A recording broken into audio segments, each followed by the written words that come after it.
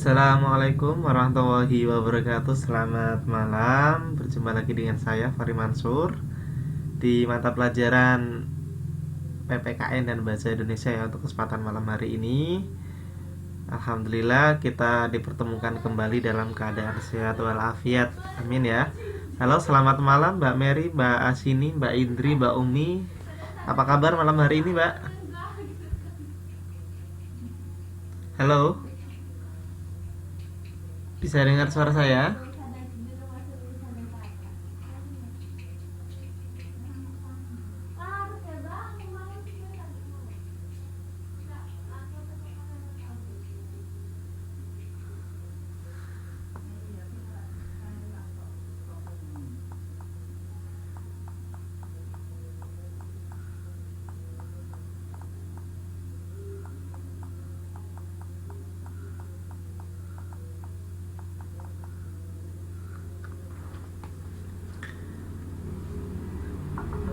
Oke, alhamdulillah ya.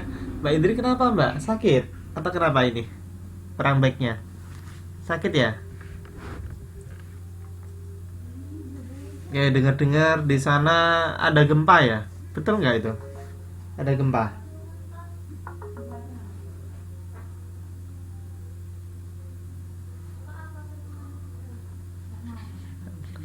Oh, banjir di sana. Iya, di tempat di daerah sini juga hujan terus ya.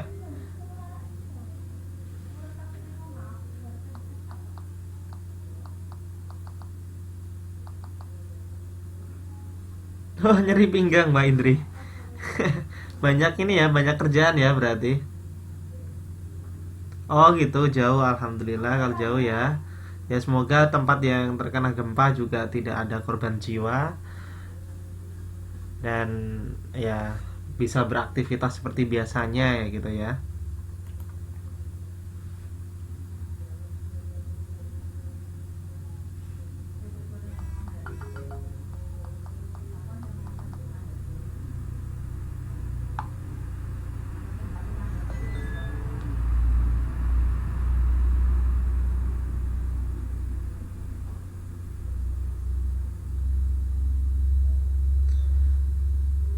Oke ya. Kita sambil tunggu teman-temannya yang lain. Ini baru 4 orang yang baru hadir. Mungkin bisa bantu saya untuk menghubungi teman-temannya biar rame ya. Ini kok sepi banget. Baru 4 orang. Ya, kita tunggu beberapa menit lagi baru kita akan mulai. Ya, ini ada lagi Mbak Fenty ya. Halo Mbak Fenty, selamat malam.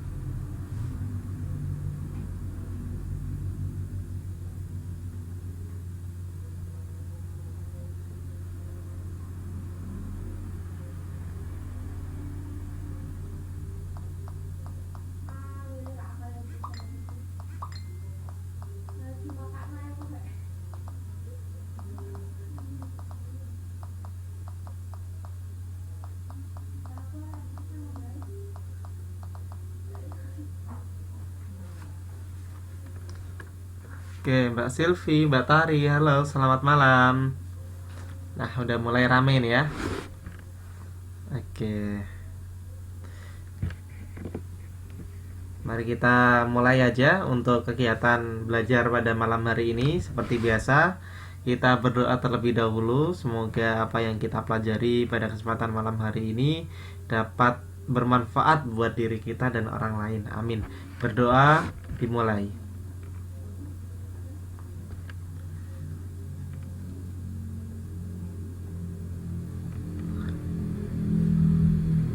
Berdoa selesai. Oke, kemarin teman-teman udah ngerjain PR ya. PR-nya saya baca itu ya gini. Ada sampai terenyuh juga ya baca cerita-ceritanya itu. Ya, sampai terenyuh, terbawa ya, artinya masuk dalam cerita itu.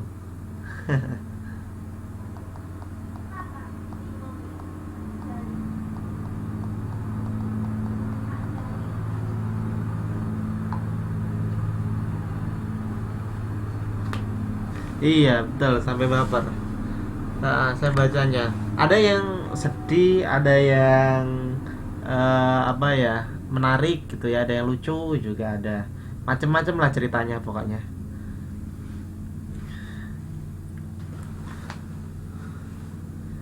Oke, ini grup FB-nya rame sekali nih.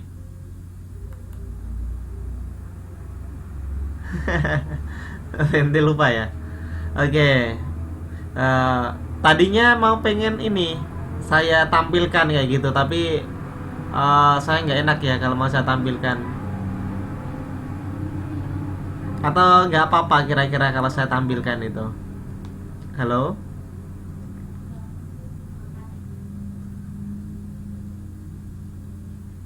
Oh, nggak apa-apa. Ini tadi yang nggak jadi saya tampilkan karena oh semua udah baca, udah pada baca ya.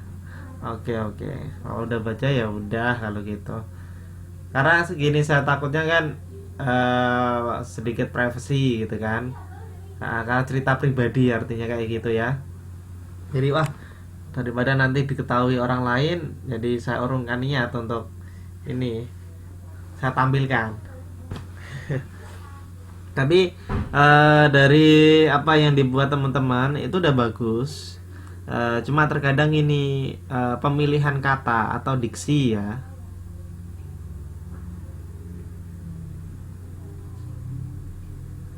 Iya, diksi. Pemilihan kata terkadang ada yang masih masih standar. Jadi kalau yang masih standar itu eh, istilahnya kalau masuk ke dalam cerita itu belum, ketika ada orang membaca itu belum bisa masuk ke dalam dalam cerita itu kayak gitu ya, belum bisa masuk banget gitu loh.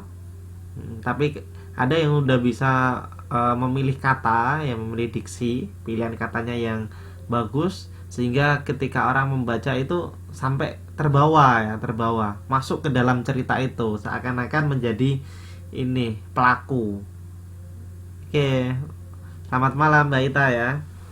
Seakan-akan itu menjadi pelaku tadi.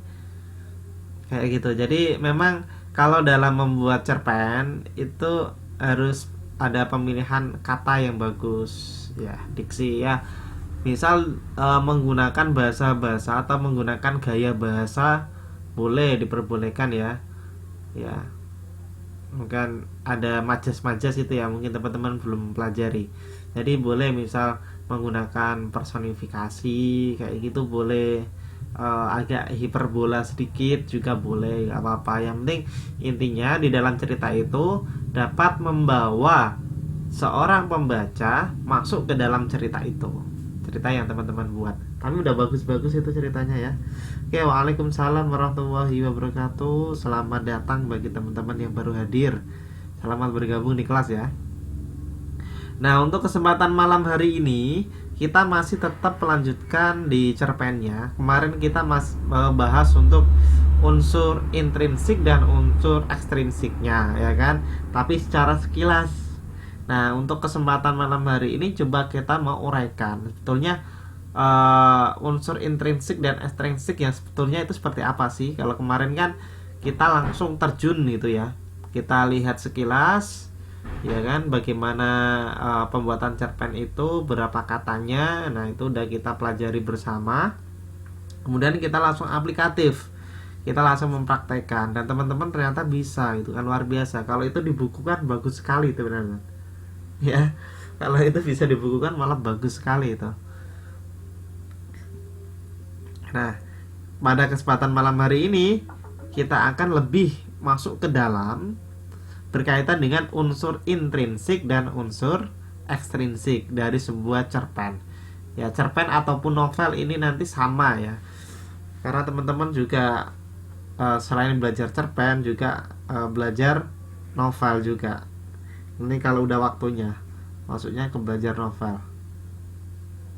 Iya, pokoknya kalau yang baca saya sih langsung terbawa gitu ya, langsung terbawa suasana itu sampai ikut sedih gitu ya, yang lucu ya ikut ikut ketawa-ketawa gitu. Udah bagus berarti.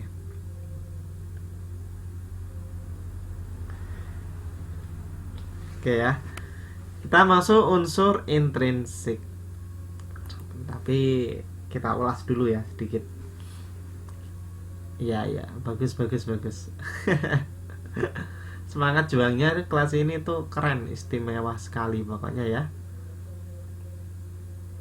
Ntar baru muter-muter. Suara saya di sana gimana? Bagus atau enggak? Putus-putus atau lancar kira-kira? Halo? Bagus ya? Alhamdulillah kalau bagus. Oke, ya. Ini ya kemarin ya. Jadi cerpen itu singkatan dari cerita pendek ya. Sudah jelas bersama-sama. Antara katanya itu banyaknya antara 1.500 sampai 3.000 atau 500 sampai dengan 5.000 kata. Kalau dibuat halaman itu bisa sampai 6 sampai 10 halaman. Oke. Nah, isinya itu hanya berupa satu tema dan satu konflik. Jadi dia dari awal sampai selesai. Langsung ya, kompleks. Jadi tidak bersambung dia. Kemudian cerita tentang sepenggal peristiwa dalam kehidupan tokoh. Jadi teman-teman yang diceritakan kemarin kan udah masuk menceritakan sepenggal peristiwa dalam kehidupan tokoh. Betul tidak? Tokohnya kan teman-teman semua itu. Iya kan? Tokohnya itu teman-teman semua dan teman-teman menceritakan diri. Ya, hal apa yang telah dialami. Nah, kayak gitu.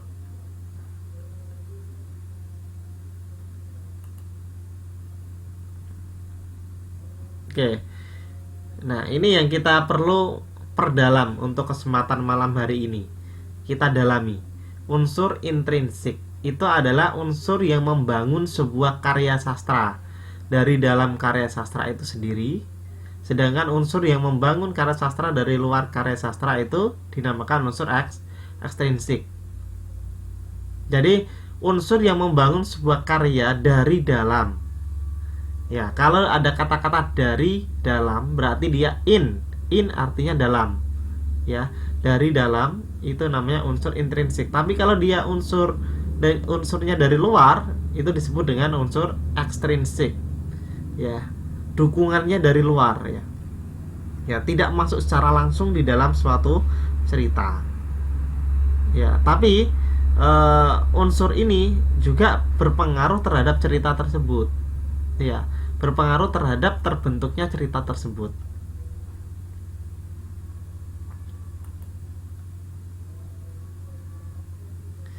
Nah, ini untuk macam-macamnya dari unsur intrinsik. Macam-macamnya, yang pertama ada tema. Jadi di cerpen itu harus ada temanya ya. Kalau temanya teman-teman kemarin sih banyak sekali ya, macam-macam ya. Ada yang sedih, ada yang senang, ada yang lucu ya. Banyak lah. Kemudian amanat, nanti harus ada pesan. Pesan yang disampaikan dari cerita itu. Ya kan, kalau aku baca ceritanya Mbak Mary itu ada cerita, ada pesannya ya, ada di akhir itu kan. Ya kan Mbak Mary? Pesan di akhir itu loh. Ya. Ketika berada di rumah seorang ibu itu ya. Iya. Ada pesannya, ya kan? Setelah saya bisa mengambil pesannya itu. Oke. Kemudian latar atau setting. Ya, latar atau setting. Latar ini hubungannya dengan tempat. Ya, waktu. Nah, kayak gitu. Kemudian ada lagi sudut pandang. Sudut pandang. Kemudian ada tokoh dan penokohan, ada alur dan gaya bahasa. Ini yang akan kita ulas nanti ya. Ya, ini yang akan kita ulas satu persatu. Oke. Iya, untuk nilainya nanti pasti saya nilai itu ya. Untuk hasil kerjaannya, tapi kalau diulas satu persatu ya kan, nanti satu semester habis itu ya buat ngulas ini, buat ngulas cerpennya ya. Iya, bisa satu semester habis buat ngulas cerpen. Banyak sekali, bisa bayangkan aja berapa orang. Berapa? 20 atau berapa orang kalau nggak salah ya? 22 atau berapa kalau nggak salah itu. Iya, nanti nggak pindah-pindah materinya. Oke ya. Jadi ini. Iya, malah 27. Iya, 27 siswa. Kalau diulas satu-satu gimana? Nggak selesai ya kan? Iya, tadinya saya pengen share gitu kan. Cuma kayak gini, takutnya itu kan cerita pribadi. Nah, takutnya itu cerita pribadi. Jadi siapa tahu tidak ingin diketahui oleh semua orang atau orang banyak. Nah, kayak gitu loh. Makanya saya tadinya pengen nge-share itu. Saya pengen ulas itu kan, saya pengen tampilkan. Tadi udah saya katakan di awal ya kan. Saya pengen tampilkan, cuma saya berpikir seperti itu. Ya, pikiran saya seperti itu. Oleh karena itu saya urungkan niat saya untuk nge-share tadi, untuk saya tampilkan di depan ya. Oh gitu ya. Oke oke. Biasanya kan kalau saya langsung saya tampilkan, langsung saya tonjolkan itu. Oh ini loh ceritanya kayak gitu. Oke ya. Oke, nggak apa-apa ya untuk sementara ini. Kita masuk ke materi lagi. Jadi macam-macam unsur intrinsik itu ada tema, amanat, latar atau setting, ada sudut pandang, ada tokoh dan penokohan, ada alur dan ada gaya bahasa.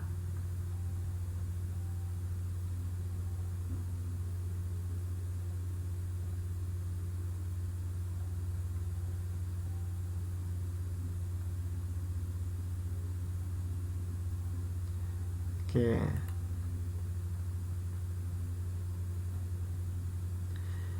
Kita bahas yang pertama yaitu tema, ya. Nah, tema itu adalah permasalahan utama yang menjiwai seluruh cerita karangan. Nah, tema ini dapat ditemukan dengan mengidentifikasi konflik yang terdapat di dalam cerita tersebut. Ya, tema biasanya dirumuskan dalam kalimat pertanyaan yang singkat dan padat.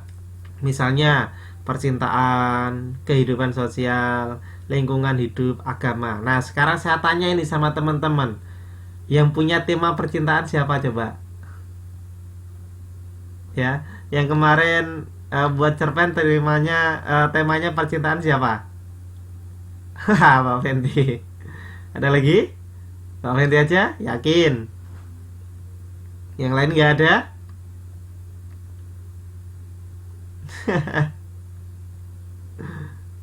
Iya, cinta dan duka. Oh, itu kita campur-campur ya. Oke. Cinta. Ada yang kehidupan sosial tidak? Ada? Kehidupan sosial?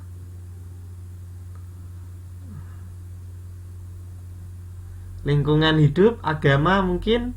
Ya, ada ya. Ada perceritaan tentang agama, mungkin apa ya? Mungkin dari satu agama terus pindah ke agama yang lain, atau apa namanya, toleransi antar umat beragama ketika berada di, kan gini, di tempat saya itu kan ada nama di wilayah tertentu gitu kan, ada wilayah di desa, tetangga desa itu ada wilayah yang beragama Islam dan ada wilayah yang beragama Kristen kayak gitu kan.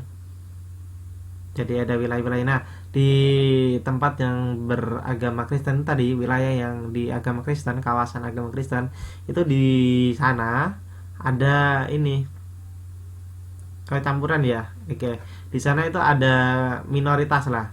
Minoritas yang beragama Islam, dan di kampung itu didirikan sebuah masjid juga. Dan ternyata pertama awalnya ya penolakan juga, ada penolakan pokoknya ini takutlah kalau nanti banyak mempengaruhi kayak gitu kan. Nanti pada pindah-pindah dan pindah kayak gitu. Tapi setelah dibicarakan secara baik-baik, akhirnya apa? Terbuka. Mereka saling terbuka dan sekarang ini bisa saling bekerja sama. Artinya apa? Toleransi antar umat beragamanya ada gitu kan. Tidak menimbulkan permusuhan. Nah, mungkin ada yang punya cerita seperti itu juga bagus gitu ya. Kaitan dengan agama atau cerita diri pribadi gitu kan. Mungkin apa namanya? Mungkin pindah agama atau apa atau bagaimana lah ya, berhubungan dengan agama mungkin bisa juga itu dipakai kayak gitu.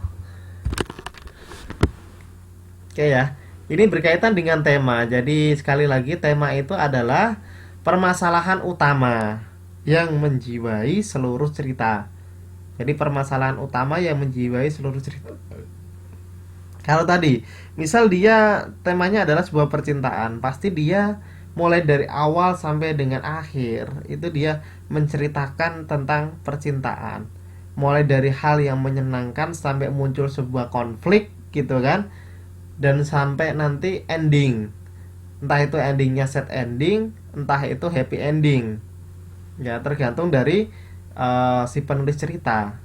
Tapi mulai dari awal itu pasti dia ada hubungannya dengan percintaan. Begitu pula dengan kehidupan sosial, lingkungan hidup, agama, dan masih banyak yang lainnya. Bukan terbatas ini saja, tapi lingkupnya luas sekali. Ya, menakutkan cinta itu. Kenapa Mbak menakutkan? Kayak Cut Pake ya nanti. Ya, Cut Pake itu. Masih ingat nggak film itu? Ya, film Keras Sakti itu ya. Beginilah cinta ya. Deritanya tiada akhir gitu katanya. Kata Cut Pake. Oke.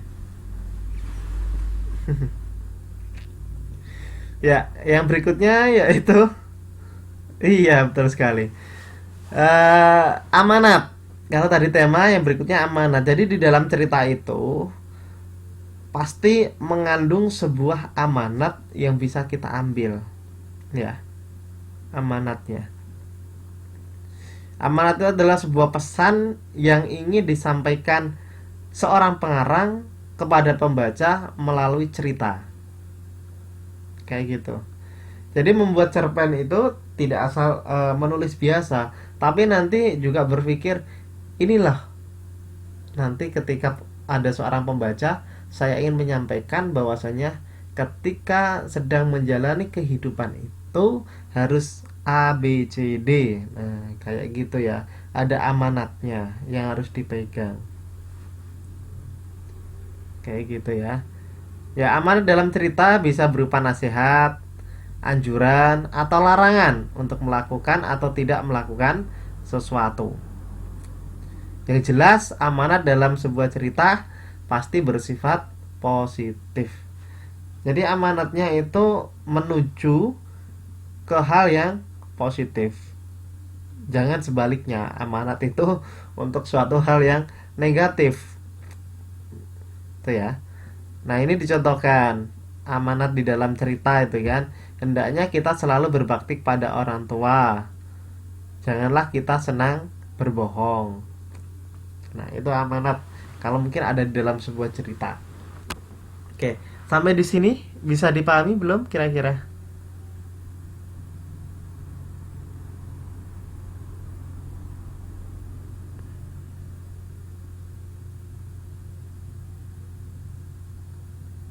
Oke, bisa ya. Baik, sampai dengan amanat. Amanat yaitu pesan yang ingin disampaikan pengarang kepada pembaca. Itu amanat. Ya, ini yang kita tunggu-tunggu. Latar ya, latar atau setting itu adalah segala keterangan mengenai waktu, ruang, dan suasana terjadinya lakuan atau peristiwa dalam cerita. Nah, latar ini menjadi tiga, ada latar waktu, tempat, dan suasana. Oke ya, latar, waktu, tempat, dan suasana.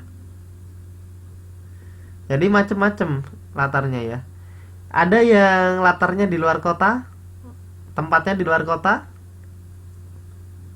Halo? Ada yang membuat cerita latarnya di luar kota? Ada tidak? Ada, ya kan? Ada yang buat cerita latarnya di pasar? Oh, di luar negeri. Ada yang di pasar? Oke. Nah, terus waktunya ada yang malam hari, siang hari, sore, kayak gitu ya. Ada yang di kamar ya. Oke. Terus suasananya gimana? Ada yang mencekam, menyedihkan, menyenangkan, lucu, gitu ya. Itu untuk latar suasana. Jadi di dalam setting ini latar itu memuat tiga hal. Ada waktu, ada tempat, ada suasana. Nah, teman-teman ketika membuat itu udah masuk belum ketiga ini kira-kira? Iya, iya. Udah belum? Udah masuk belum? Waktu udah ya. Waktu itu bisa pagi, bisa siang, bisa malam, bisa menunjukkan jam. Nah, kayak gitu. Tempat pasti ada lah. Masa cerita nggak tahu tempatnya di mana kayak gitu kan? Iya, pasti ada tempatnya. Suasananya bagaimana? Iya kan? Apakah tadi saya katakan senang, mencekamkan, sedih, haru, nah, dan masih banyak yang lainnya. Ini berkaitan dengan suasana. Jadi di latar ini ada tiga yang harus teman-teman pegang. Oke, siap ya? Oke.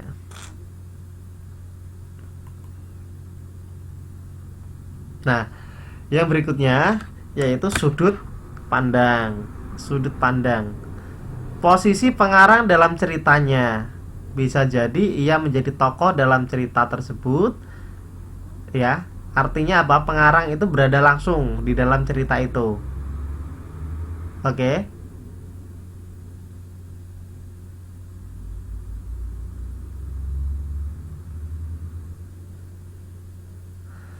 Kemudian bisa juga dia hanya menjadi pencerita saja atau pengarang berada di luar. Tinggal ini nanti kita lihat posisinya. Apakah teman-teman ini nanti menjadi seorang yang pertama, orang yang ketiga, atau campuran? Kayak gitu ya. Untuk sudut pandang. Jadi kalau di sini dikatakan sudut pandang itu adalah posisi seorang pengarang di dalam sebuah cerita. Ya, apakah dia itu berada langsung di dalam cerita itu ataukah dia menceritakan orang lain? Nah, kayak gitu ya. Ataukah dua-duanya? Kadang di dalam, kadang di luar. Ya dia menceritakan dirinya, ya dia menceritakan orang lain. Nah, iya kayak gitu. Ya. Di dalam pertama, orang lain ketiga, ya. Ketika dua-duanya dia campuran dari sudut pandang. Nah, ini kita lihat sudut pandang orang pertama. Ya, semuanya pakai kata aku ya, berarti. Bagus berarti ya. Jadi tokoh utama semua, pemeran utama, penulis serta pemeran utama, ya kan? Kalau di dalam sinetron ya, dia itu seorang apa namanya? Sutradara sekaligus pemain. Ya, sudut pandang orang pertama, posisi pengarang berada di dalam cerita. Artinya dia masuk langsung di dalam cerita. Ia terlibat dalam cerita dan menjadi salah satu tokoh dalam cerita. Ya, ingat ya. Jadi orang pertama itu artinya ya dia menceritakan dirinya sendiri. Cerita itu menceritakan ceritanya sendiri. Kayak yang teman-teman tulis itu berarti teman-teman adalah sudut pandang orang yang pertama. Oke. Ya, salah satu ciri sudut pandang orang pertama adalah penggunaan kata ganti aku. Iya, teman-teman pakai kata itu tidak? Aku, saya, ya.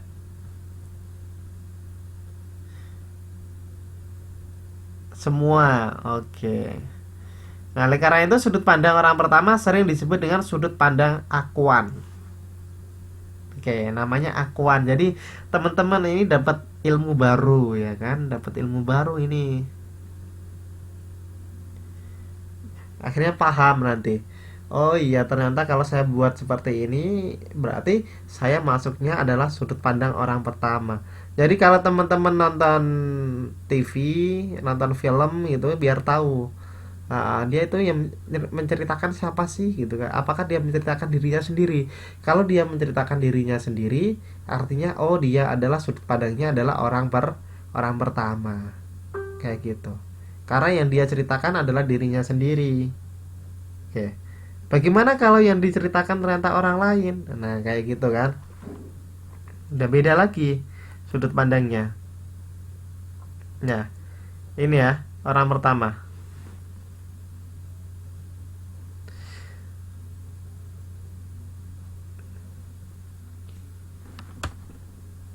Oke. Jadi sudut pandang orang pertama itu dibagi menjadi dua. Ada sudut pandang orang pertama pelaku utama, itu aku, ya, menjadi tokoh utamanya. Atau orang pertama pelaku sampingan, tokoh aku hanya berperan sebagai tokoh pendamping pembantu saja. Iya. Dia masuk di dalamnya, ikut ya, ikut dalam cerita tersebut, ya, masuk dalam cerita tersebut, tapi dia itu bukan yang paling utama kayak gitu ya. Bukan menjadi seorang tokoh utama kayak gitu. Tapi dia hanya seorang tokoh pendamping. Kayak gitu. Dia masuk di dalamnya, tapi yang diceritakan tidak hanya dia, ya. Tapi ada yang lain.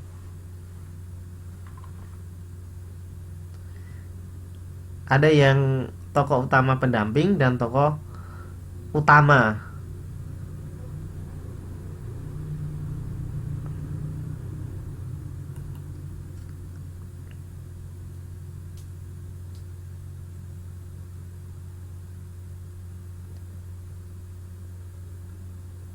Iya, langsung masuk di dalamnya. Jadi kita tidak di luar gitu loh. Kita masuk di dalamnya. Oke. Kalau yang sudut pandang orang yang ketiga, itu pengarang berada di luar. Artinya dia tidak terlibat dalam cerita itu. Jadi nggak tahu menahu tentang kebenarannya itu ya. Jadi dia nggak ikut langsung dalam cerita itu. Nah, pengarang ini berposisi tak ubahnya seperti dalang atau pencerita saja. Ya. Ciri utamanya, ya, orang ketiga itu adalah penggunaan kata ganti dia. Oke, iya betul sekali. Nah, nama-nama tokoh oleh sebab itu sudut pandang ini disebut dengan sudut pandang diaan. Kalau tadi akuan, kalau yang pertama, kalau yang ketiga namanya diaan. Iya, betul sekali. Dia itu hanya seorang pencerita, pendongeng gitu kan. Kayak gitu ya, pencerita atau pendongeng. Dan dia tidak terlibat sama sekali, ya, tidak terlibat sama sekali dalam apa namanya, peristiwa itu. Contohnya kayak gini, misal Mbak Mary atau Mbak Indri atau Mbak Omi atau siapapun ya kan cerita sama saya gitu kan tentang dirinya kayak gitu, sedang mengalami sesuatu, udah cerita banyak kayak gitu kan. Nah, cerita yang sudah masuk ke saya itu saya ceritakan. Nah, gitu. Maka saya kan tidak pakai kata aku karena itu bukan diri aku ya kan. Bukan diri saya yang saya ceritakan.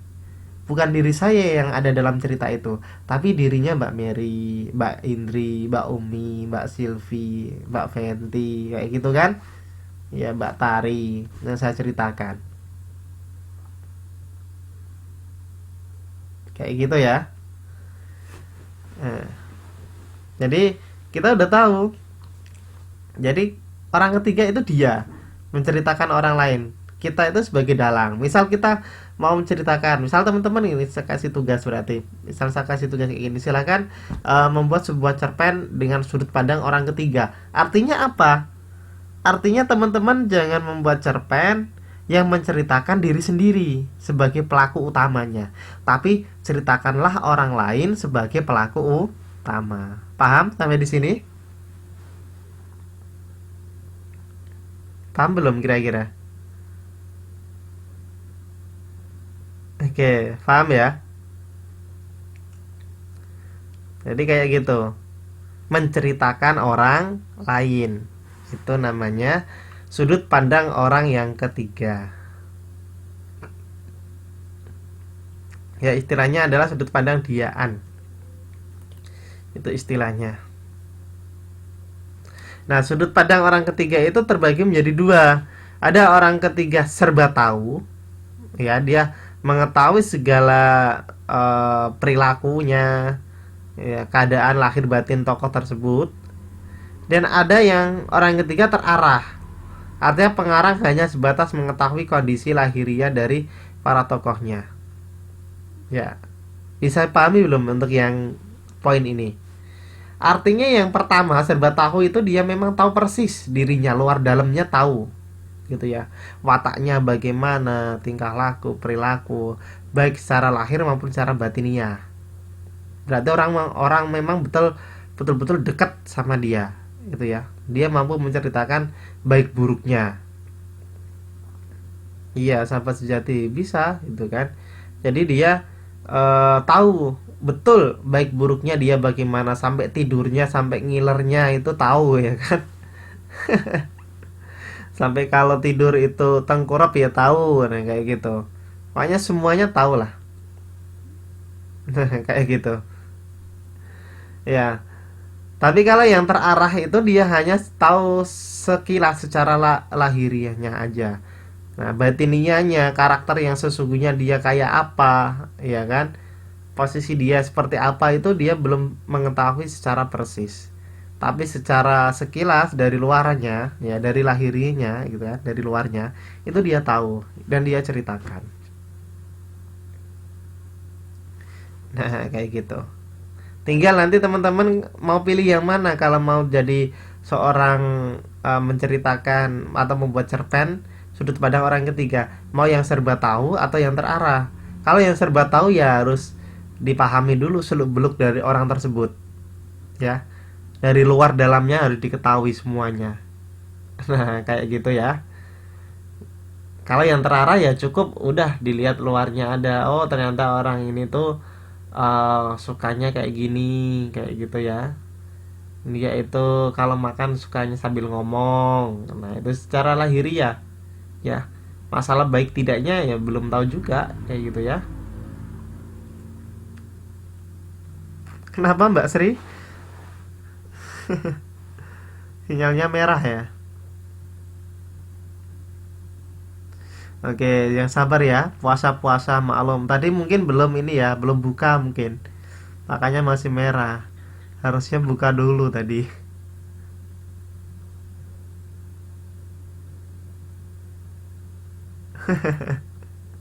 Oke, kita lanjut ya. Udah paham? Oke, kita sampai tadi sudut pandang udah paham.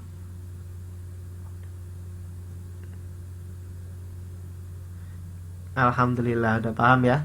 Jadi ada sudut pandang itu ada tiga tadi ya. Orang yang pertama, orang yang ketiga, dan orang campuran. Ya kalau campuran ya dua-duanya berarti. Ya dia di luar ya dia di dalam juga. Kayak gitu.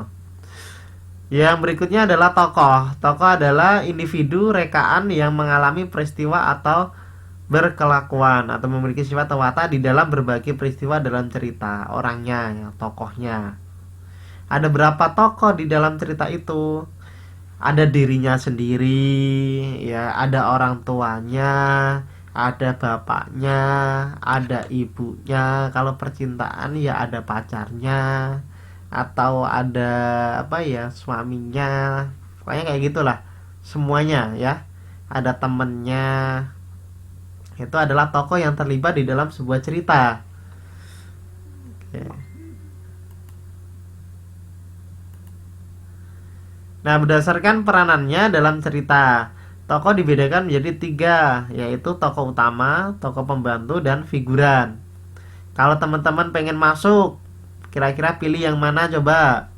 Pilih yang tokoh utama, tokoh pembantu, apa figuran? Ya, teman-teman pilih yang mana ini kira-kira? Pilih tokoh utama. Pilihnya figuran ya. Ya, cuman lewat aja, sekilas ya, 3 detik gitu. Oke, Mbak Fenty pengen jadi figurannya. Nanti kalau Mbak Silvi jadi tokoh utama, nanti Mbak Fenty jadi figuran. Oke, setuju ya?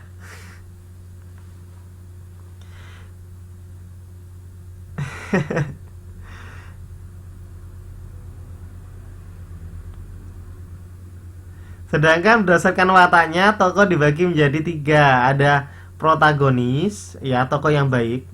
Ada tokoh antagonis, itu yang jahat. Dan ada yang tritagonis, ya, penengah.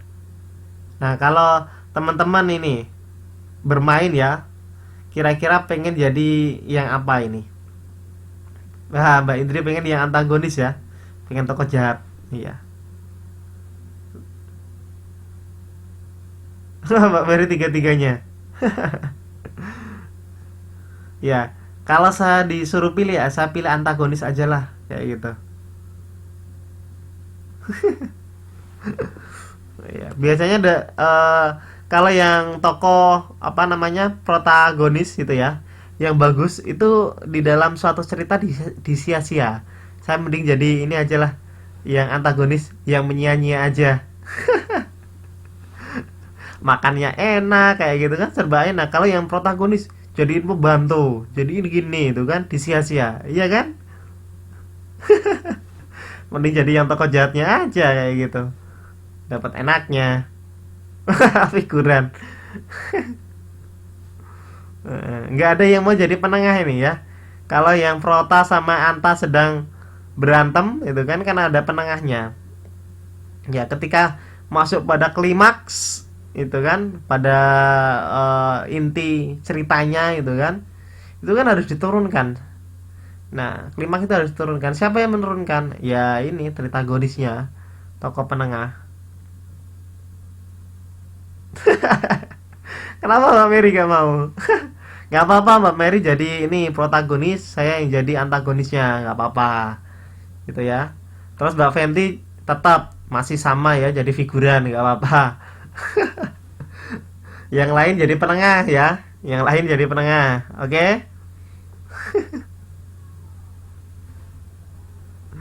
Kalau yang lainnya jadi penengah.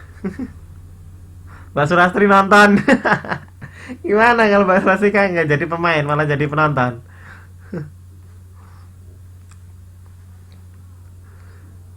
Oke, oke ya. Jadi penokohan udah paham ya?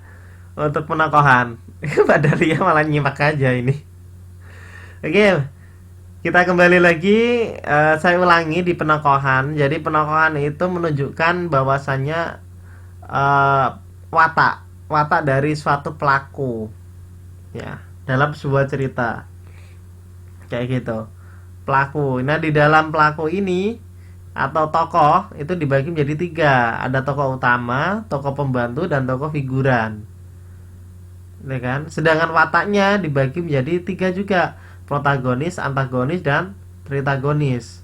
Ada yang baik, ada yang jahat, dan ada yang menjadi penengah, kayak gitu. Nah, ini susahnya teman-teman. Yang namanya jadi artis itu ternyata tidak gampang ya, kecuali dia memang udah punya bakat. Kalau udah bakat sih nggak usah dibilang kayak gitu ya. Mbak A ini maunya yang baik-baik ya. Oke. Kalau Ini bisa dilihat ini. Duh, saya jadi lupa nih ngomong apa tadi.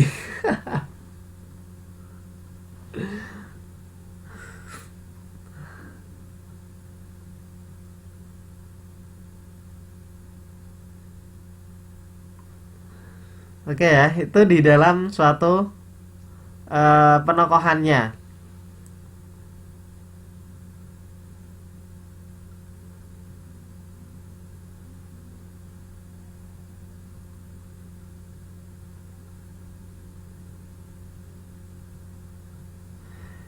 Tokoh penengah itu sifatnya melerai, ya. Dia itu sebagai pelerai, ya, penenang. Ketika ya penasehat itu bisa juga. Ketika tokoh jahat, ya, itu sedang berbuat tidak baik terhadap tokoh baik, ya, maka dia menjadi seorang penengahnya. Iya. Kok selingkuhan? Bukan selingkuhan. Kalau selingkuhan itu mah antagonis, ya. Kalau selingkuhan itu mah antagonis itu ya. Misal itu ya kasusnya cerita tentang percintaan gitu kan. Ada yang saling mencintai gitu kan. Kalau teman-teman pernah lihat itu kan film apa namanya? Ya cerita bawang merah bawang putih itu kan jelas sekali kan protagonis dan antagonisnya. Gitu kan? Jelasan. Iya, cinta lagi. Ya, bawang merah dan bawang putih itu kan iya dia jelas sekali protagonis dan antagonisnya. Kemudian siapa yang menjadi pelerai penengahnya? Nah, seorang pangeran itu kan, ya keluarga dari seorang pangeran itu dia jadi seorang pelerainya penengahnya. Iya, kayak gitu ya. Ini adalah penokohan di dalam sebuah cerita.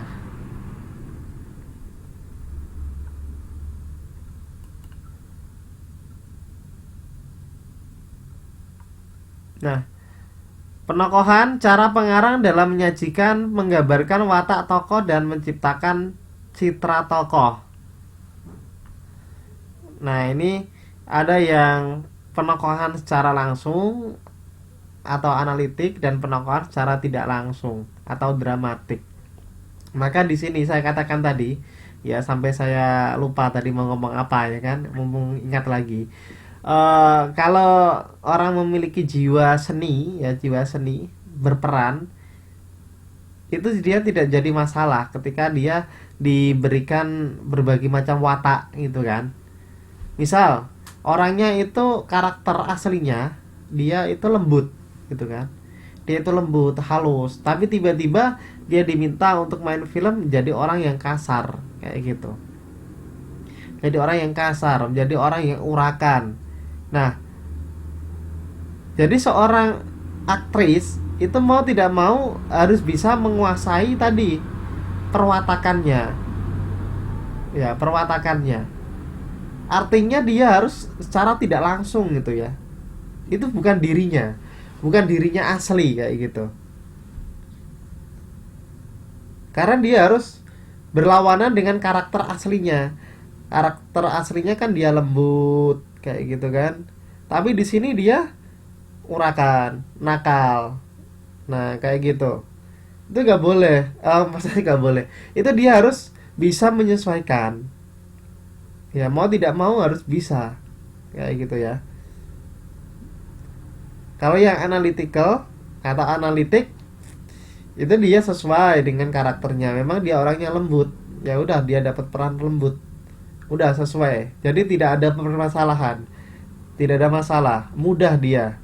Tapi kalau udah berseberangan kayak gitu kan, udah berseberangan itu yang jadi masalah. Nah maka dituntutlah sebuah profesionalisme di dalam bermain peran itu kan, ada yang namanya profesionalismenya. Jadi tidak asal kayak gitu kan, harus bisa sesuai dengan karakter ini. Kamu jadi misal kamu jadi orang gila, ya nggak tahu bagaimana caranya, yang penting kamu bisa berperan jadi orang gila gitu kan. Oke, kamu jadi orang tua, ya bagaimana caranya kamu bisa berperan jadi orang tua, kayak gitu kan. Oke, kamu jadi orang jahat gitu, berarti harus bisa berperan jadi orang jahat. Nah itu betulnya yang susah, tapi ada ilmunya ya, bisa dipelajari itu semua. Maka perlu adanya namanya casting dan lain sebagainya ketika ada orang mau main film, ya. Jadi kelihatannya sih kalau kita menikmati ya, menikmati hasil itu enak, wah enaknya kayak gitu. Tapi kalau kita mencoba sendiri ternyata susah ya. Karena tidak hanya satu kali gitu ya, itu diulang beberapa kali baru jadi, ya kan? Mungkin salah satu dalam dalam satu take itu kan, iya, itu kan dipotong-potong. Itu dalam satu take itu bisa 2 sampai 3 kali ya kan, diulang lagi. Ya, adegannya diulang lagi. Nah, untuk mendapatkan hasil yang terbaik. Nah, kayak gitu. Nah, mungkin ada yang punya cita-cita jadi artis sih gak apa-apa. Nah, coba latihan acting ya sama temennya. Tapi jangan acting ngapusi ya.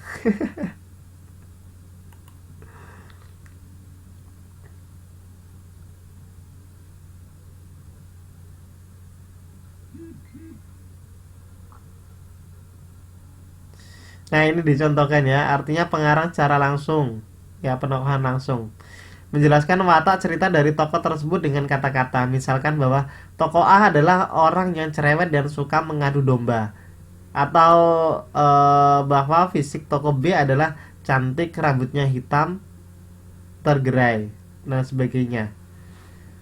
Jadi ada gini loh, penggambaran. Kamu itu nanti menjadi seorang Cinderella, gitu kan? Cinderella itu orangnya cantik, kulitnya putih, nah kayak gitu kan, anggun, kayak gitu, lembut. Nah itu.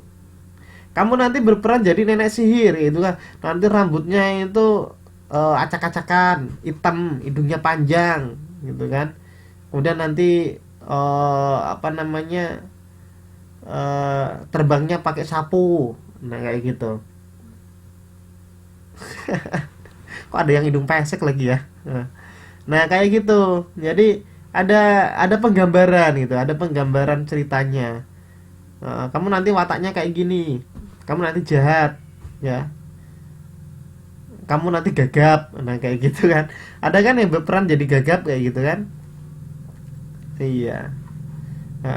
Nanti Mbak Ita ya kalau berperan jadi peran yang gagap gitu ya. Siap Mbak Ita ya. Heeh.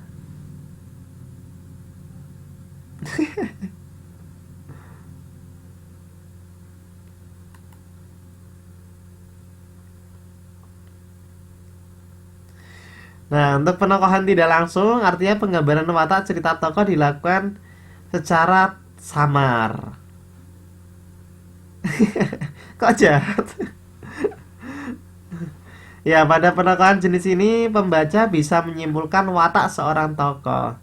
Ya, ada pikiran tokohnya, dialog, ucapan tokoh, tingkah laku, tindakan tokoh, lingkungan sekitar tokoh, reaksi tanggapan dari tokoh lain, keadaan fisik tokoh. Ya, kalau teman-teman di rumah, ini kalau di sinetron kan pakainya yang tidak langsung gitu kan, kita langsung nonton gitu kan. Oh ternyata orang ini tuh di dalam cerita orangnya lembut, nah kayak gitu kan. Tingkah lakunya baik, nah ini secara tidak langsung disebutkan kayak gitu ya. Tapi kalau teman-teman pernah nonton ketoprak di rumah kayak gitu ya, itu kan sebelum main itu dia disebutkan penokohan secara langsung, dia jadi ini wataknya kayak gini kayak gini kayak gini disebutkan ya.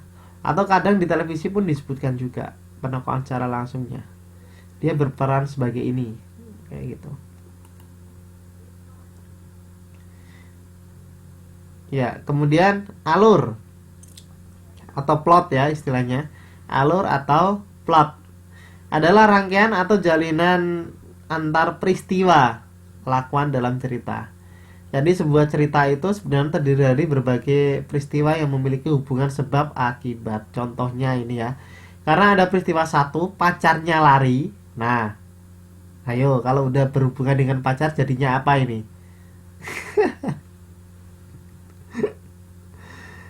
Ya, pacarnya lari, ya. Karena ada peristiwa satu, pacarnya lari, maka akibatnya terjadi peristiwa dua, tokoh A frustasi. Ya, jalinan itu yang dinamakan alur atau plot. Oke, paham berarti? Paham belum kira-kira? Jadi ada sebab akibat ya. Karena pacarnya lari maka dia frustasi. Nah, karena pacarnya lari maka dia frustasi. Jadi ada hubungan sebab akibat, itu alur ceritanya. Alur ceritanya kalau anak sekolah ya kan, karena dia bangun kesiangan akhirnya berangkat sekolah terlambat dan dia dihukum di sekolahan.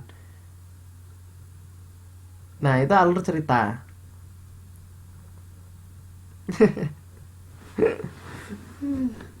Kayak gitu ya. Kalau biasanya orang-orang suka gitu kan, suka nyebut kalau apa diputus pacar itu hati-hati karena dekat dengan orang tua gitu kan. Zamannya pepean pacar. Aduh, aduh, aduh.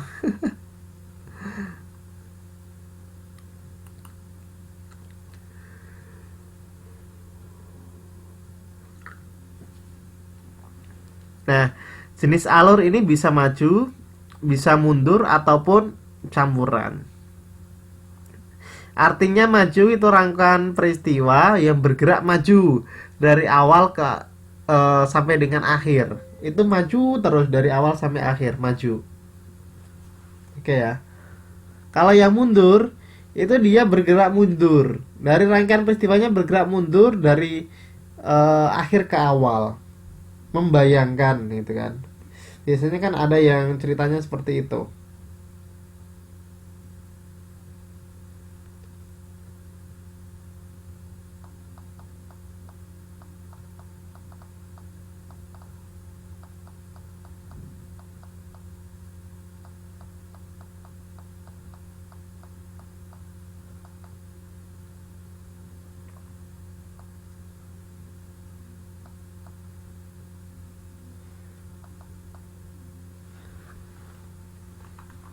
Iya, betul. Kadang kalau teman-teman nonton sinetron, film gitu kan, dia kan bisanya alurnya iya maju mundur. Kalau Titanic itu dia masuknya di campuran, ya. Kalau film Titanic itu campuran, kayak gitu kan. Dia pertama kan maju dulu, gitu kan. Ceritanya maju dulu. Setelah itu dia cerita, kembali lagi flashback gitu kan. Ketika dia masih muda di dalam kapal. Udah sampai dengan terakhir, akhirnya maju lagi ceritanya. Nah, itu ceritanya adalah dia maju mundur. Oke. Kalau di Titanic itu maju mundur ceritanya. Nah, tapi udah paham sih maksudnya. Kalau alur ini, paham ya?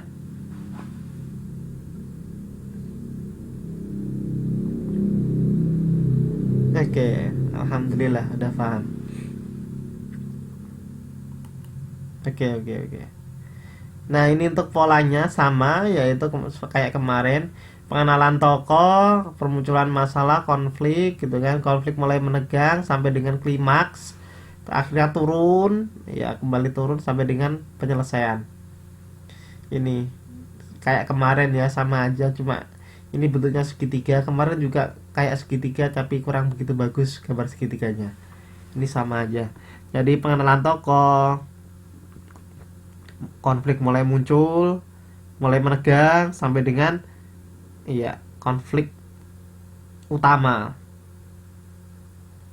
Nah, konflik ini akhirnya diatasi, mulai mereda, turun lagi sampai dengan memunculkan suatu hal yang bahagia, senang, sedih, gitu kan? Ataukah yang lainnya? Itu di penyelesaian. Ya, apakah happy ending atau sad ending gitu aja.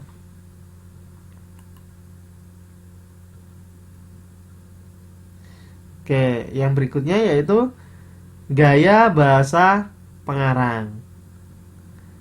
Gaya bahasa ya, adalah cara pengarang mengungkapkan ceritanya melalui bahasa yang digunakan. Setiap pengarang memiliki gaya masing-masing. Ahmad Tohari misalnya, dia banyak menggunakan kalimat-kalimat yang indah dan kuat untuk mendeskripsikan latar dalam ceritanya. Nah, oleh karena itu saya katakan kayak tadi ya, teman-teman, apa yang ditulis teman-teman udah bagus, gitu kan? Udah bagus. Tinggal pemilihan diksinya atau pemilihan kata. Namun kata itu disesuaikan dengan karakter orang masing-masing. Ada orang yang suka dia menggunakan bahasa-bahasa kias, ya, bahasa-bahasa kiasan. Artinya memunculkan makna tersirat di dalamnya. Tapi ada pula yang dia nggak suka, sukanya langsung to the point aja kayak gitu ya. Itu juga tidak masalah. Yang penting apa? Maksud inti dari cerita yang teman-teman lakukan itu masuk kayak gitu aja.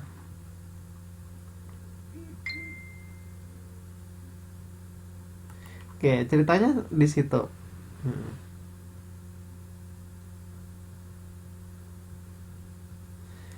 Kalau punyanya Mbak Mary udah bagus itu ya, penggunaan bahasanya pun udah bagus, saya lihat itu.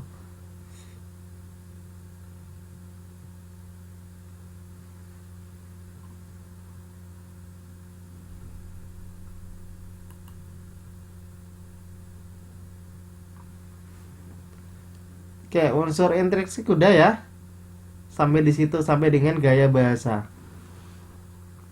Oke. Sampai dengan gaya bahasa berarti untuk unsur intrinsik. Yang berikutnya yaitu unsur ekstrinsik, teman-teman. Jadi nilai-nilai di dalam cerita, ada latar belakang kehidupan pengarang, ada situasi sosial ketika cerita itu diciptakan. Ini berpengaruh, teman-teman. Walaupun dia sebetulnya tidak masuk di dalamnya, karena ini dari luar aja, tidak masuk di dalam cerita ya. Tapi cerita itu bisa terbentuk karena ada ini, ya. Kira-kira oh saya ingin memasukkan nilai-nilai ini di dalam cerita. Nah itu kan dimunculkan dari awal dulu, ya kan? Kemudian ternyata dia itu berlatar belakang seorang petani. Ya udah dia pengen ceritalah buat sebuah cerita tentang dunia apa namanya, dunia pertanian kayak gitu. Kemudian situasi sosial ketika cerita itu diciptakan. Nah, ini keadaan sosial dari pengarangnya. Kira-kira posisinya bagaimana? Nah, kayak gitu ya. Oke, eh punyanya Mbak Indri ya. Aduh, saya nggak hafal semuanya, Pak. Makanya kemarin tuh ya yang saya baca serap gitu ya. Itu di punyanya Mbak Mary gitu ya. Terus yang di apa itu? Apa ya? Di pantai atau di mana itu loh, saya lupa. Yang di pantai atau di mana itu punyanya siapa kira-kira? Iya, saya nggak hafal semuanya. Kalau yang di pantai itu punyanya siapa kalau nggak salah? Di pantai, di pantai. Halo? Yang buat di pantai, ada di pantai-pantai itu? Ada nggak?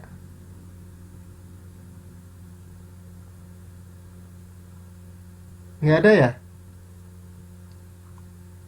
Halo? Wah, nggak ada ini ya. Ternyata yang buat di pantai. Apa saya salah?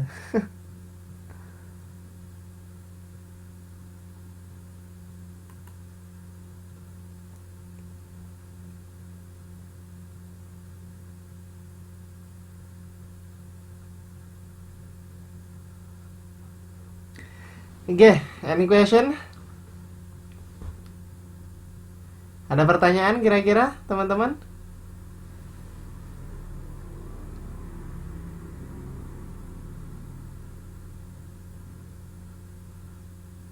Ada pertanyaan? Paham ya? Oke, kalau paham saatnya menjawab ini semua.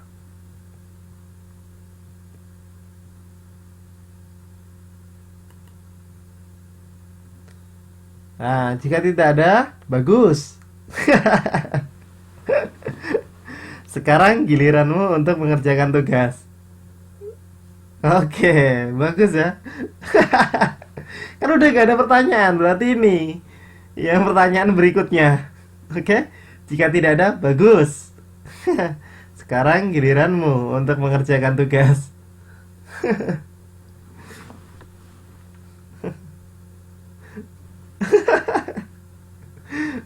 Oke, oke, oke. Kan ada. Oke. Nah, pertanyaannya ini ya.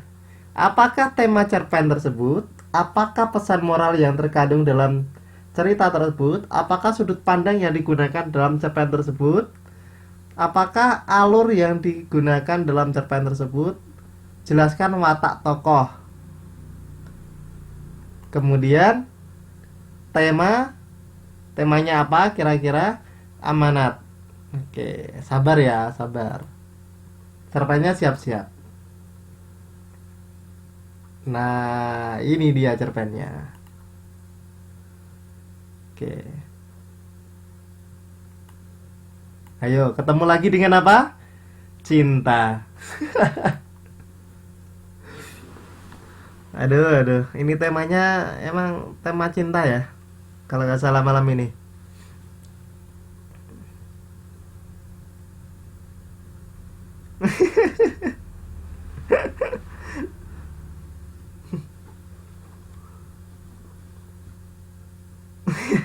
Ketinggalan materi gimana Mbak Fenty? Kenapa Mbak Fenty? Udah siap? Itu silakan teman-teman dibaca kemudian tadi dikerjakan ya. Oh, cinta terus. Oke, silakan. Nanti kalau itu bisa diturunkan sendiri nggak? Biasanya bisa diturunkan sendiri itu, Mbak. Iya, bisa dinaik turunkan sendiri kayak gini biasanya. Bisa ya? Oke. Sip. Bagus, bagus, bagus. Oke, pertanyaannya tadi ini. Pertanyaannya. Ya, sesuai yang kita pelajari semua teman-teman. Temanya apa, ya kan?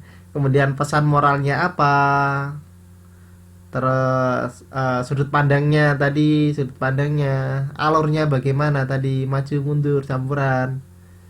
Kemudian jelaskan watak tokoh, tokoh yang ada di cerita itu. Oke, bentar ya. Udah? Udah belum? Mbak Umi, udah Mbak Umi?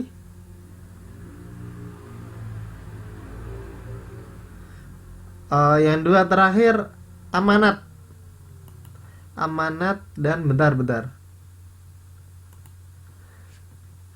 Iya, tema udah di atas itu ya. Amanat, tambahnya amanat. Terlalu ke kiri, berarti kurang ke kanan. Kayak gini, Mbak Umi, udah belum?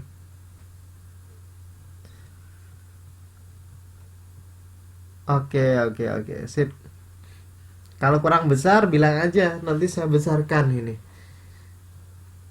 Oke, udah silakan dipelajari, baca ceritanya. Cinta hanya sesaat ya.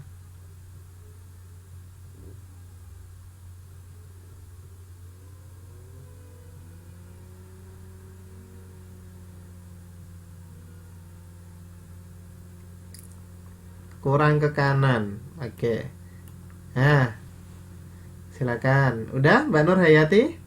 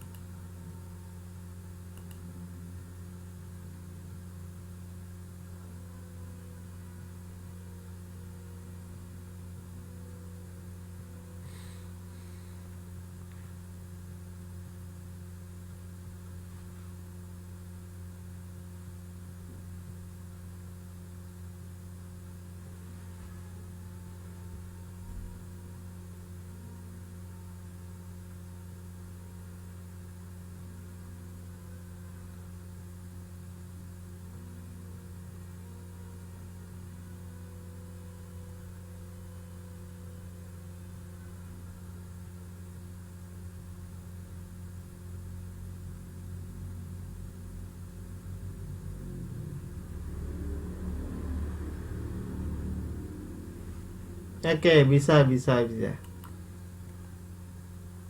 Ini. Ya, mungkin bisa dicatat dulu. Pertanyaannya kan sedikit ini. Hanya tema, pesan moral, ya, sudut pandang, ya, alur dan watak. Udah ini aja yang dikerjakan. Ini aja lah. Lima ini aja. Oke, bentar. Sabar. Nah, ini udah saya kembalikan lagi.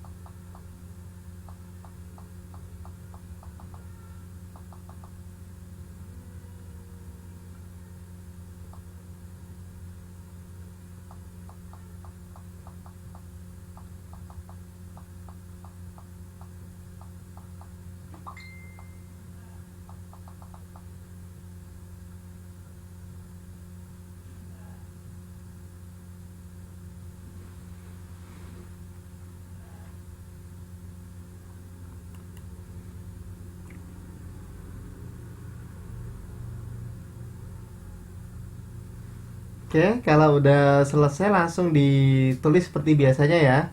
Ditulis, foto, kirim. Nah, kayak gitu, biar simple. Heeh.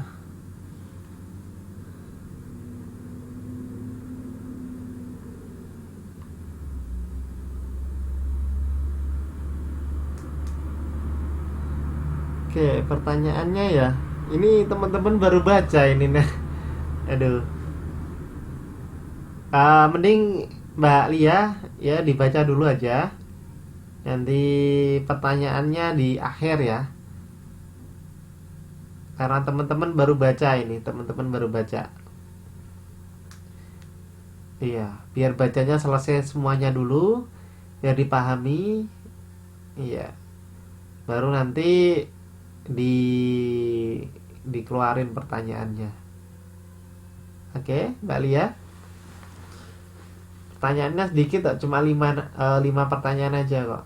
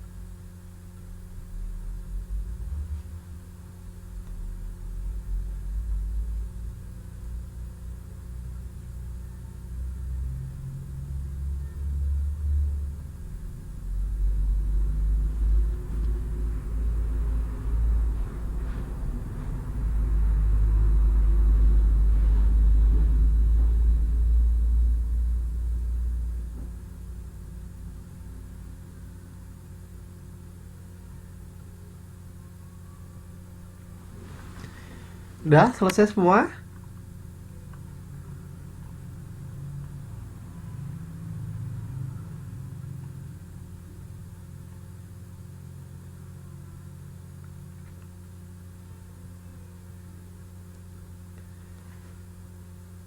Udah selesai semua belum bacanya ini? Wah, tenang sekali ya, lagi fokus. Tulisannya muter-muter terus. Oke lah, silakan diselesaikan dulu ya.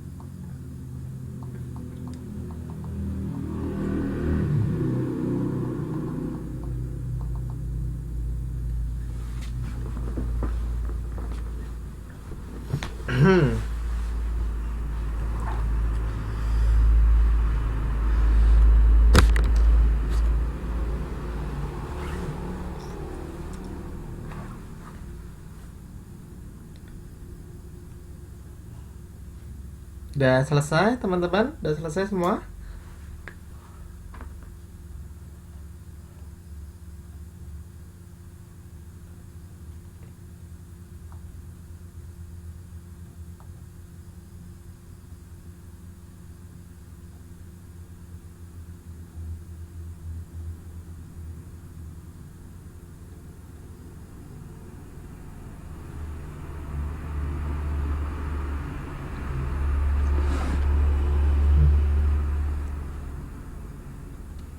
Halo teman-teman, udah selesai?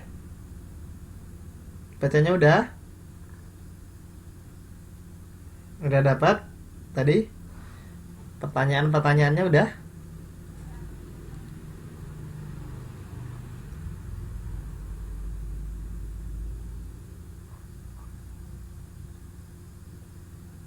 Udah ya? Oke, bacanya udah. Berarti pertanyaannya ini. Iya.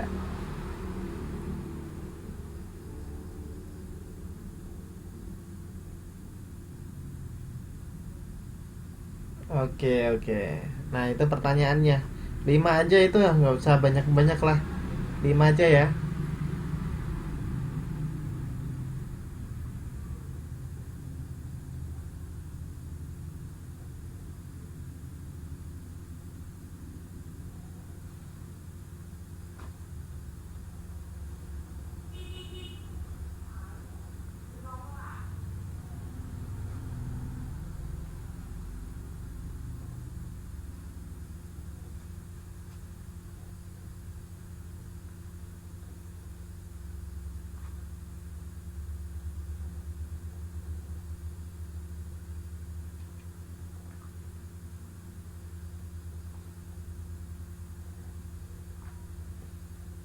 Oke, kembali ke cerpen ya.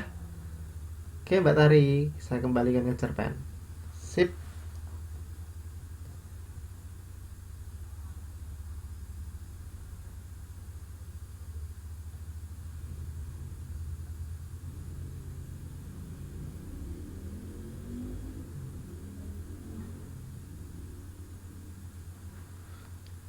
Berarti murah mulai deh.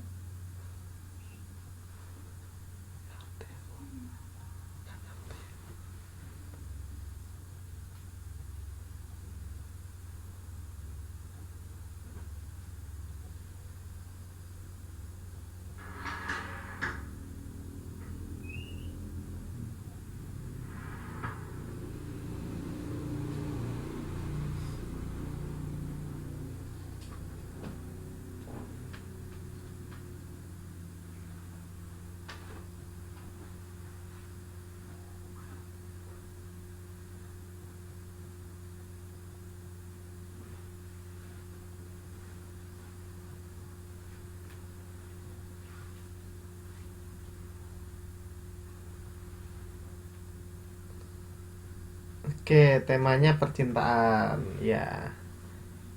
Nah, udah diceritakan mulai dari awal ya. Mulai dari awal pertemuan ya. Mulai awal dari perasaan kayak gitu kan sampai dengan yang paling bawah semuanya berhubungan dengan percintaan. Oke.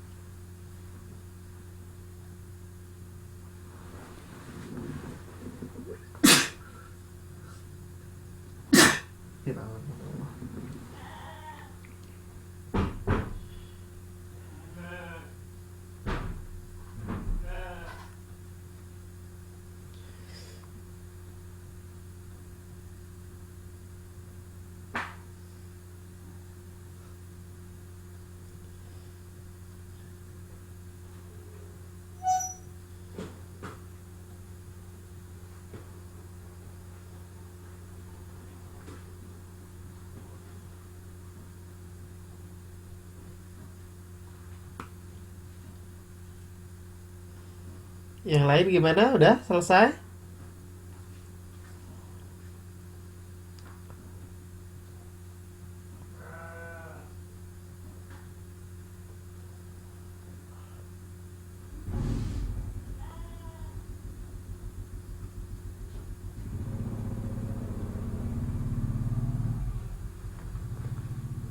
Udah selesai belum?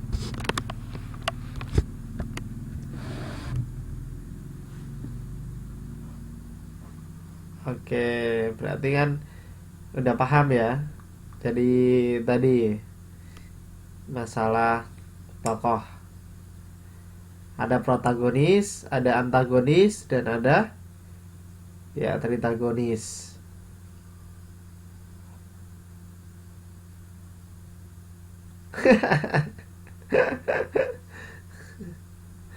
Itu ya Mbak Lia. Jadi moralnya itu jangan mudah jatuh cinta pada pandangan pertama.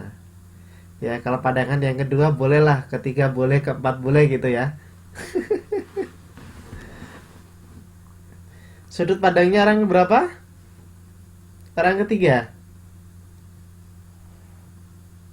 Sudut pandangnya kalau menurut saya campuran ya Mbak.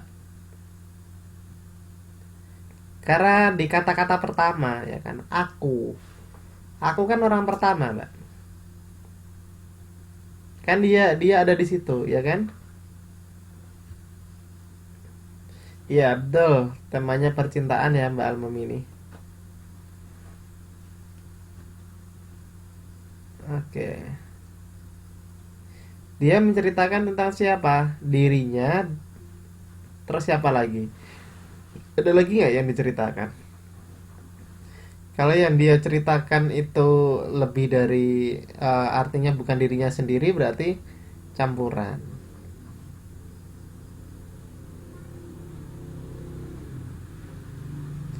Oke, jangan mudah jatuh cinta ya.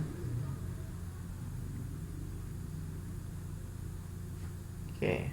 Aku dicintai oleh orang yang salah gitu ya. Aku menyesal atas semua ini dan aku nggak akan bermain cinta lagi. Berat apa enggak itu? Nggak akan bermain cinta lagi loh.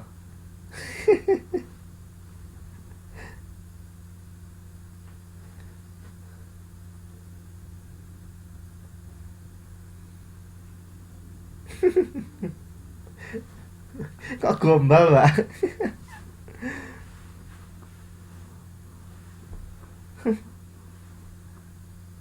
Itu kan anak sekolah ya.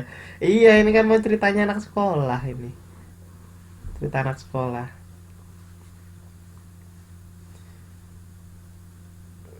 Besok nambah lagi gitu ya. Oke, berarti bisa ya. Bisa dipahami belum kira-kira? Yang menjadi pertanyaan ada 5 pertanyaan tadi. Ada temanya, ada tokohnya, ada latarnya, tahu ya latarnya di mana tadi ya? Latarnya atau setting, ada suasana, ada waktu, ada tempat. Nah, nah kayak gitu kan juga diketahui. Sampai dengan pesan moralnya ya atau amanat yang bisa diambil dari cerita itu apa. Ya, tokohnya tadi ya kan, apakah dia orang pertama, orang ketiga atau campuran. Nah, kayak gitu. Tokohnya analitik, dia langsung ya. Digambarkan langsung berarti ya.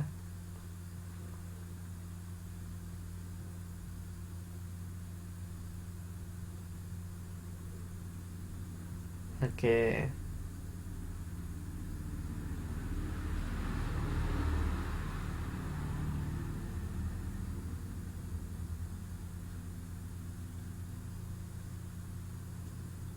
Intinya hati-hati ya. Kok malah saya yang diingatkan ya. Hati-hati kalau jatuh cinta ya, Pak.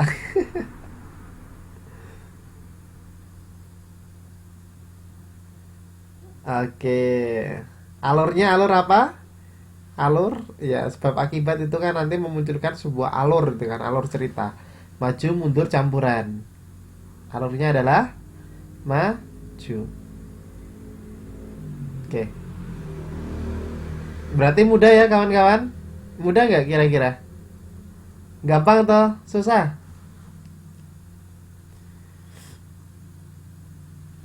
Untuk mencari tadi pertanyaan-pertanyaan tadi. Oke. Lumayan ya. Lumayan mudah apa lumayan susah ini?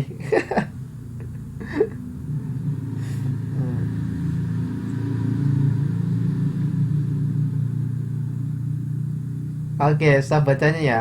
Tapi asal tadi apa yang menjadi penjelasan saya itu bisa dipahami, insya Allah bisa menjawab pertanyaan-pertanyaan tadi. Oke, paham ya? Intinya apa yang sudah saya jelaskan unsur intrinsik tadi ya kan, intrinsik dan ekstrinsik yang udah saya jelaskan mulai dari awal sampai dengan akhir, kemudian saya suguhkan dengan cerita, ya saya suguhkan dengan cerita, kemudian saya suruh minta untuk menjawab pertanyaan tadi. Kalau sudah paham itu pasti gampang sekali ya, bisa ditangkap gitu ya, bisa ditangkap ceritanya. Oke, jadi alhamdulillah sekali kalau teman-teman bisa paham, jadi ilmunya betul-betul masuk ke teman-teman. Aku senang ya. Oke,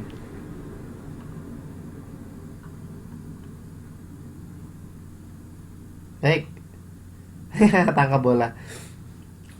Baik ya.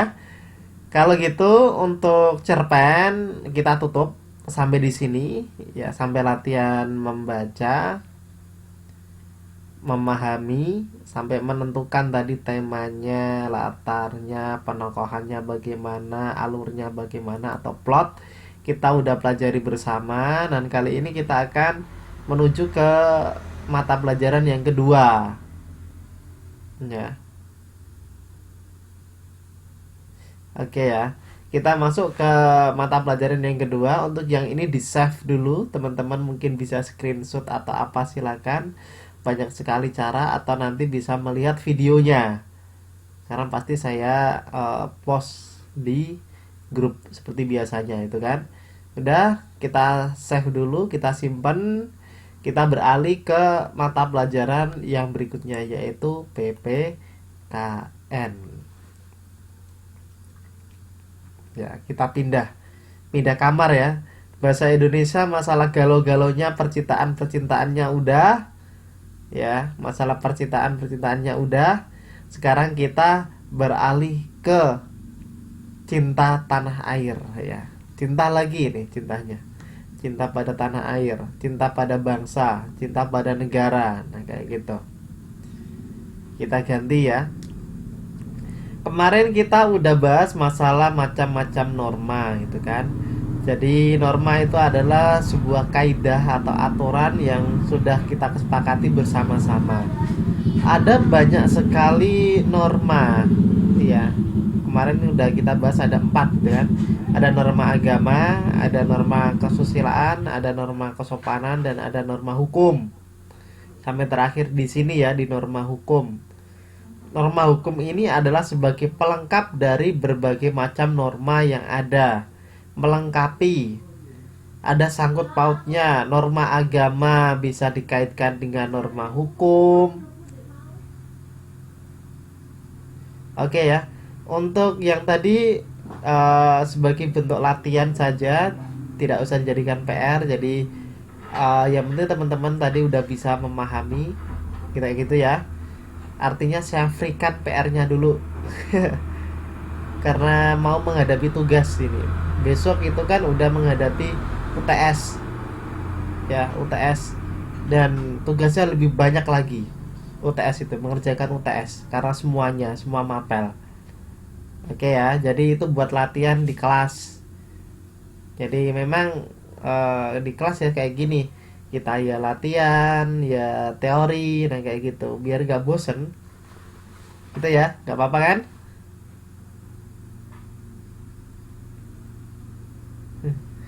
Oke, kita lanjut lagi. Jadi norma hukum adalah norma pelengkap, bukan pelengkap ya, melengkapi.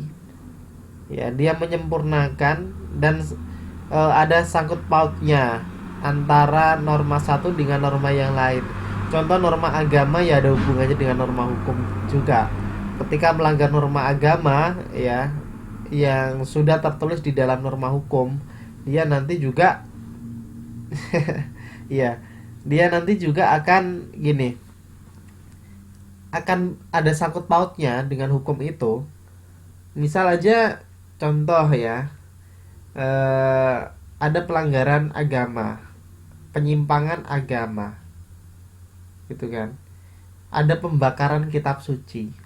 Kayak gitu, pembakaran kitab suci. Itu juga dikenakan norma hukum, tidak hanya norma agama ya, tapi juga dikenakan juga norma hukum. Dia kena ranah hukum. Dia bisa aja terkena pasal ya kan yang sudah tertulis. Jadi memang hukum itu adalah hukum tertulis gitu ya. Dia udah diatur di dalam undang-undang. Nah, undang-undang itu kan udah dibukukan, artinya udah tertulis. Ketika melanggar yang sudah dibukukan itu ya siap-siap menerima sanksi. Baik itu pidana, perdata. Ya. Kalau pidana itu kurungan, kalau perdata itu denda. Tergantung tingkatan pelanggaran yang dialami atau yang dilakukan. Kayak gitu. Itu adalah ada kaitannya. Jadi norma hukum ini dia memayungi semuanya, memayungi berbagai macam norma tadi. Ada norma agama, norma kesusilaan, dan norma kesopanan. Tinggal kita bisa menjalankan itu enggak. Karena di dalam norma itu kan ada isinya perintah dan larangan. Kalau kita bisa menjalankan perintahnya, maka kita tidak akan terkena sanksi dari norma-norma itu, karena masing-masing norma punya sanksinya. Ya. Kalau kita melakukan larangan, berarti ya kita siap-siap menanggung resiko yang telah kita lakukan. Kayak gitu aja. Ini udah kita bahas, kita skip ya. Nah, nilai sebagai sumber norma. Nilai ya. Manusia sebenarnya memiliki kemampuan material dan spiritual. Yang keduanya menghasilkan nilai. Nah, kemampuan material itu apa? Kemampuan material merupakan suatu yang mengandung karya, yaitu kemampuan untuk menghasilkan benda ataupun lainnya. Jadi material berarti mampu menghasilkan suatu bentuk nyata ya, suatu wujud.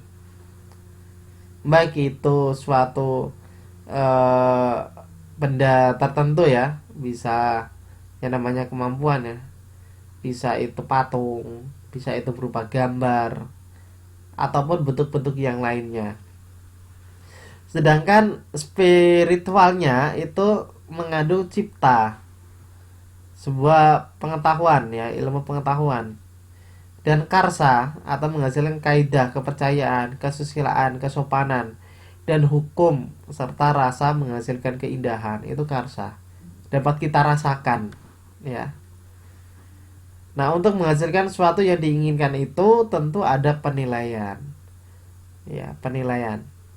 Nah, nilai atau penilaian itu merupakan suatu yang paling dasar, hakiki, atau makna yang terdalam yang berkaitan dengan cita-cita, harapan, keyakinan, dan hal-hal yang bersifat ideal. Itu adalah sebuah nilai. Jadi nilai itu bisa membedakan mana yang baik dan mana yang buruk kayak gitu intinya. Ya, di dalam nilai. Jadi nilai itu adalah sumber dari norma. Sumbernya. Karena nilai adalah sesuatu baik ataupun buruk. Ya, kalau orang bisa membedakan mana yang baik dan mana yang buruk, secara otomatis dia akan mengerti ya, menjalani kehidupan ini, paham jalan mana yang harus dilalui dan jalan mana yang harus ya ditinggalkan. Itu karena adanya suatu nilai. Kalau manusia tidak memiliki nilai, maka dia akan berjalan ya sesuka hatinya, karena udah gak peduli, kepeduliannya hilang karena udah gak punya nilai. Berbeda kalau orang punya nilai, bisa membedakan mana yang baik dan mana yang buruk. Ya, di norma agama itu juga sama. Kalau orang yang bisa membedakan mana yang baik dan mana yang buruk, pasti dia selalu taat. Kayak gitu kan. Karena tahu, oh ini loh jalan yang harus saya lalui. Ini loh jalan yang harus saya tempuh, kayak gitu.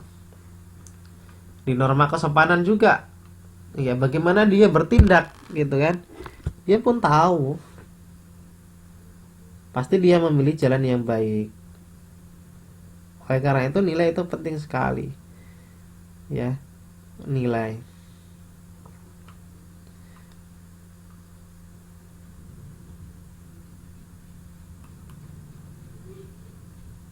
Oke, sebetulnya materinya itu sampai di situ ya, sampai dengan nilai sebagai ya sumber dari norma. Nah, kita lanjutkan lagi sampai pada sistem hukum nasional. Jadi ini lebih dalam lagi. Ya, ada norma-norma hukum. Nah, kita masuk pada sistem hukum nasional. Namanya sistem. Sistem adalah suatu rangkaian yang tidak dapat dipisahkan. Itu namanya sistem, teman-teman. Ya, motor itu terdiri dari sistem. Ya, rangkaian yang tidak dapat dipisahkan. Contoh, ini contoh aja di kendaraan ya, yang termasuk dalam sistem komponen utamanya roda, kayak itu ya. Coba aja lah, motor itu rodanya dicopot, apakah bisa jalan? Nggak bisa, karena dia sistem. Roda di depan dicopot ya nggak bisa jalan, roda belakang yang dicopot ya juga nggak bisa jalan, kayak gitu. Itu di roda. Oke lah, rodanya ada, dicopot lagi stangnya, dia nggak bisa jalan juga, gitu kan? Gimana mau mengemudi? Nggak ada stangnya, ya, nggak ada setirnya, nah kayak gitu. Itu adalah sebuah sistem. Jadi sistem hukum nasional ya sama seperti itu. Jadi suatu rangkaian di dalam hukum yang tidak dapat dipisahkan. Disyarat ya Pak Fenty. Ini adalah definisinya. Nah, banyak ahli hukum yang mencari suatu batasan tentang hukum. Ya, namun setiap pembatasan tentang hukum yang diperoleh belum pernah memberikan kepuasan. Nah, mengapa demikian? Kita bisa ketahui karena hukum itu mengandung pengertian yang sangat luas sekali ya, serta meliputi bidang yang luas berkaitan dengan sistem yang berlaku di masyarakat. Oleh karena itu dikatakan di sini sistem hukum nasional adalah perangkat hukum negara yang secara teratur saling berkaitan. Saya katakan tadi namanya hukum itu dia saling namanya sistem itu saling berkaitan. Mengatur ketertiban jalannya suatu operasional kenegaraan sehingga membentuk suatu totalitas kerja di bidang hukum secara menyeluruh di suatu negara. Oke ya, jadi memang saling berhubungan dan tidak hanya di satu titik saja. Ya, mulai dari level bawah sampai dengan level atas itu dia saling berkesinambungan. Mulai dari level desa sampai dengan level nasional dia itu saling berkesinambungan.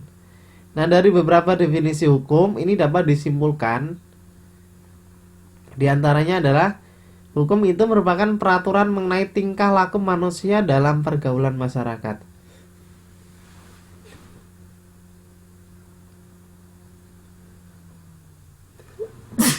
Alhamdulillah.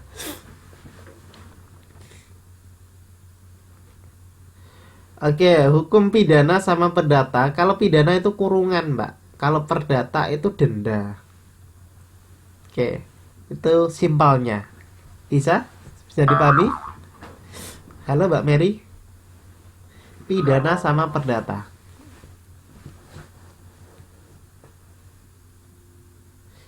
Iya. Nah, pidana itu bisa digantikan dengan membayar denda sesuai dengan apa itu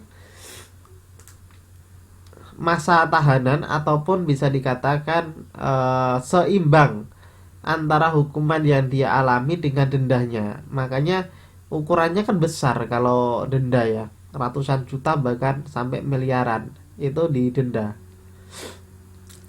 kalau udah masuk di ranah hukum. Jadi pidana itu kurungan, kalau perdata itu denda, membayar ganti rugi kayak gitu istilahnya. Oke. Tapi jangan sekali-sekali baik itu pidana maupun perdata jangan dicoba ya.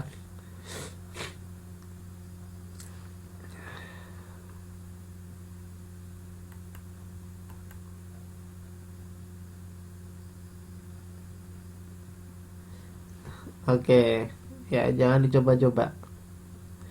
Nah kayak gitu. Makanya kayak gini, orang-orang yang kaya ya.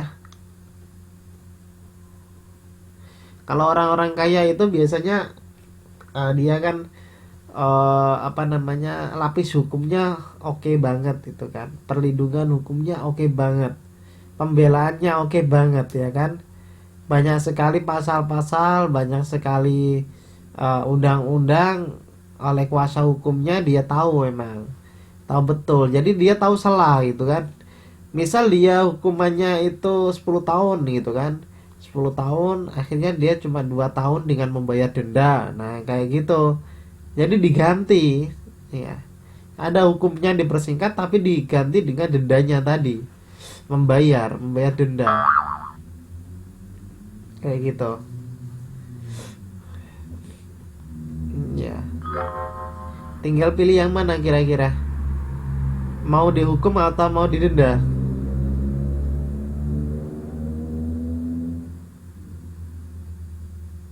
Ya kalau istilahnya bukan dibeli ya, tapi dia memang hukuman denda ya.